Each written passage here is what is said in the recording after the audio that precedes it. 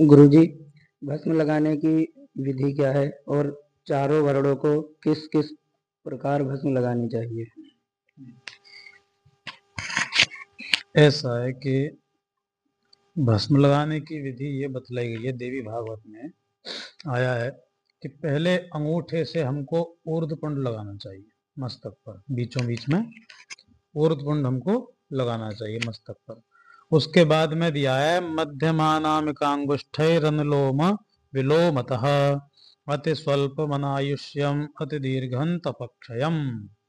इसमें दिया है फिर मध्यमा और अनामिका उंगली से बाईं ओर से प्रारंभ करके दाहिनी ओर भस्म लगानी चाहिए।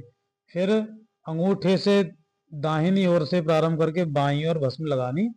इस प्रकार से 3 रेखाएं बन जाती हैं। रेखाओं के बीच का स्थान खाली होना चाहिए, रिक्त, है नहीं। 3 रेखाएं बन गई। उसके बाद में कह रहे हैं कि नेत्र युग्म प्रमाणेन बहले दीप्तं त्रिपुंड्रकम। इसका प्रमाण ये है कि नेत्र की रेखा जो सीमा है ना, उस रेखाओं की सीमा है, अर्थात बाएं नेत्र से लेकर के और दाहिने नेत्र की यानी कि यहाँ इतनी सीमाओं तक ही त्रिपुंड होना चाहिए। इससे यदि छोटा होता है या इस नेत्रों से बाहर निकलता हुआ त्रिपुंड होता है तो वो थोड़ा जो है हानिकारक बताया है, मतलब वो ठीक नहीं माना गया है। इस प्रकार से रेखाओं की लंबाई 6 अंगुल होती है। 6 अंगुल बताई गई है ब्राह्मणों के लिए, और त्रिपुंड की 4 अंगुल की लंबाई क्षत्रियों के लिए बताई गई है, और वैश्यों के लिए 2 अंगुल होनी चाहिए त्रिपुंड की लंबाई, और शूद्र भाइयों के लिए त्रिपुंड की लंबाई होनी चाहिए 1 अंगुल, है नी। इस प्रकार से। और इसमें दिया है कि निरंतरालंग या कुर्या त्रिपुंड्रं सानराधम। इसमें दे रखा है कि भस्म लगाने से पहले भस्म को अभिमंत्रित जरूर कर लें, हैं।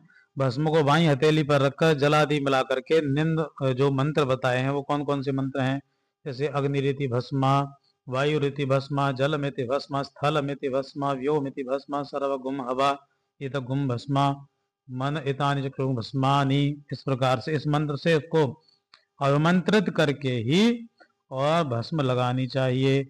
और वैसे कहते हैं भस्म शैव्यों का है, तो उसमें यह दिया है कि ओम नमः शिवाय पंचाक्षर बोलते हुए ललाट में, ग्रीवा, भुजा, हृदय आदि में भस्म लगानी चाहिए।